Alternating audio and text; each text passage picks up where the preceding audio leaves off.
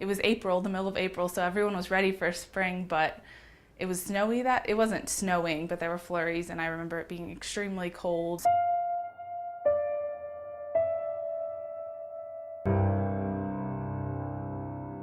So we heard what we thought was like a nail gun going off or cement, something was happening, and then it kept getting closer and closer.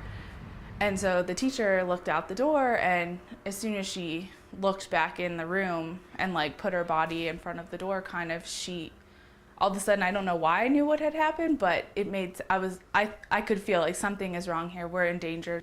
You know, he came in and your mind, I guess my mind left me. I don't want to, my mind went other places because you can't fathom how that's happening or like what is going on. Is this really happening? Is this guy doing this? You just kind of felt and could smell and could sense that some people weren't alive anymore at that point, or they were suffering. They swarm into the room, and one of the first things I do remember them saying was like, shoot her down. Like they had established, he had killed himself at the front of the room I was in. So I had wiggled my toe on my left leg to confirm, like I was afraid maybe I had been paralyzed or something, I guess. And maybe in that moment I kind of knew like I should be okay physically, but that was, that was just the beginning, I guess. So this wasn't gonna be the only thing that defined my entire life. And so if it wasn't gonna be that, I was gonna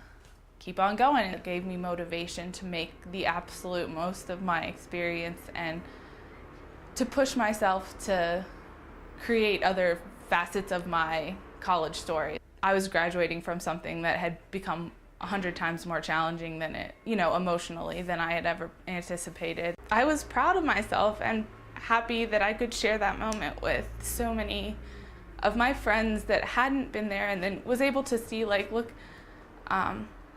I did it, I really did, and nobody can take that away from me, my diploma and my success academically, and that I had come through so much to get to that point. I guess I would describe my life now as it's just become part of who I am, but I've always tried to work to make sure it's not the only thing that I feel like I share with people. Everyone has gone on to continue their life, and no one stopped and said, this is the only defining thing that has happened to me in my entire life.